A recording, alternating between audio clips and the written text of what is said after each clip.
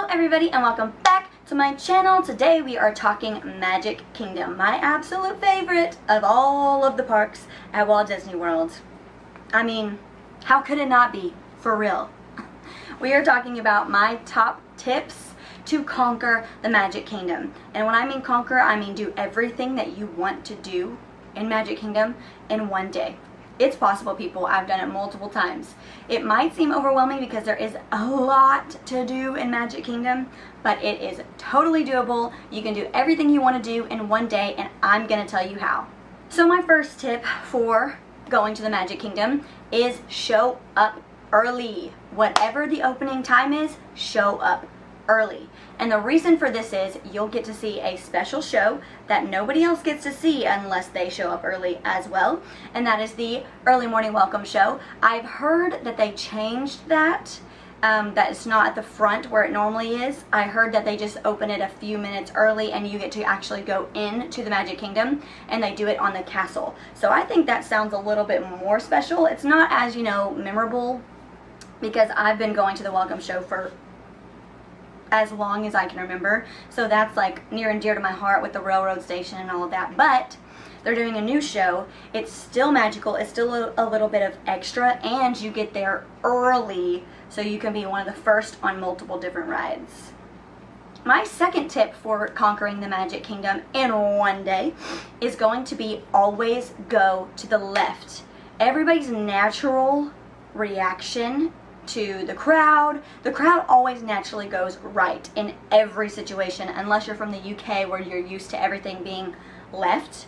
In America, we always do things right. There's a ton of righties, the driving is on the right, everything is just on the right. So people naturally go to the right side of the park first.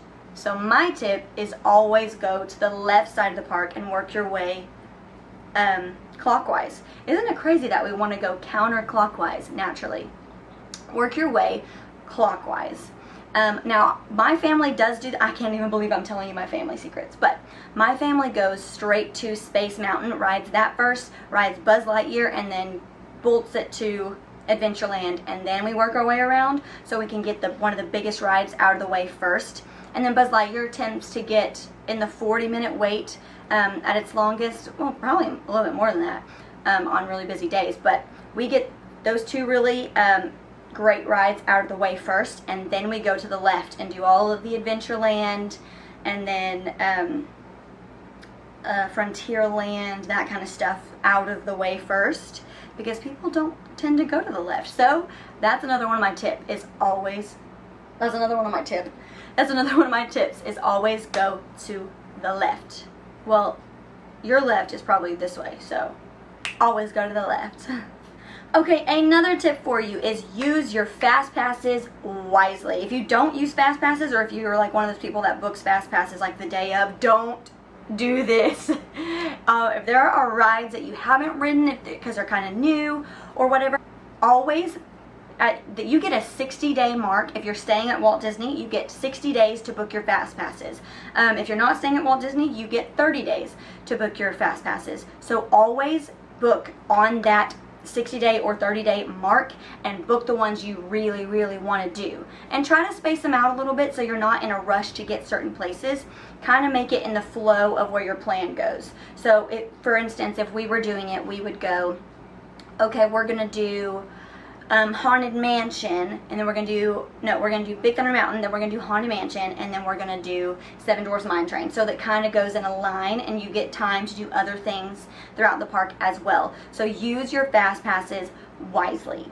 Take advantage of extra magic hours. This is only for people staying on Walt Disney property, but you get extra magic hours, and what those are is you get a little bit of time before the park opens or a little bit of time after the park closes, just for people staying on Walt Disney World property. Now that really condenses things, and there's not a lot of people that are involved in that, so the lines get shorter, the park gets a little bit more airy and movable. So take advantage of those times to do things that maybe you can't do during the really heavy days. Ride the rides that are really long wait times.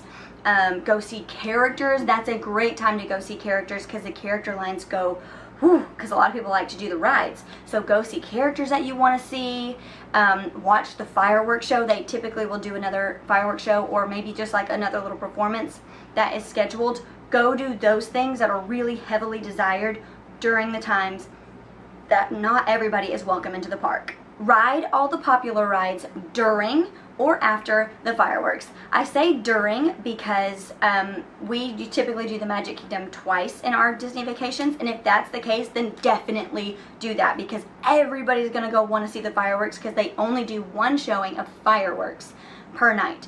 So go ride the popular rides during the fireworks. That will significantly reduce your wait time. That is something you have got to do.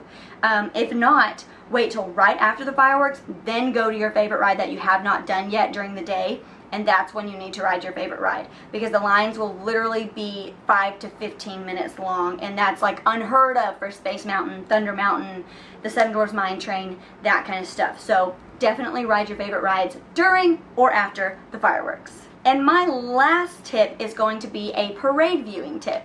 We always view the parade right beside Splash Mountain. This is where the parade starts. So you'll get to see the entire parade, start to finish, and you'll be one of the first people out of the parade viewing area. This is also a very heavily desired thing to watch during the day, because there's only one parade at 3 o'clock every day. So everybody's going to be wanting to watch it. So if you're at the very front of the line, then you can go, you'll be one of the first people done watching the parade, and you can go straight to another ride, probably Thunder Mountain since you're right there by it, or Splash Mountain.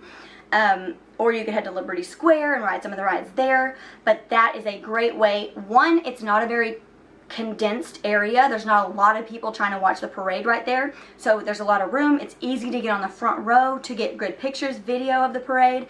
Also, it's just a really good place for you to get out of there as soon as the parade ends. And then you can go ride some more ride or meet some more characters. That's a great tip. And that is it for all my conquering Magic Kingdom tips for you today. I hope you really enjoyed and learned a lot. If you liked the video, give it a big thumbs up, hit that subscribe button down below, and let me know in the comments if you have some more tips. That would be helpful to everybody viewing the video, or it might even be helpful to me. I would love some more tips to conquer Magic Kingdom faster and more efficiently. So thank you guys so much for watching. I hope you have a very magical rest of your day, and I'll see you on the next one. Bye!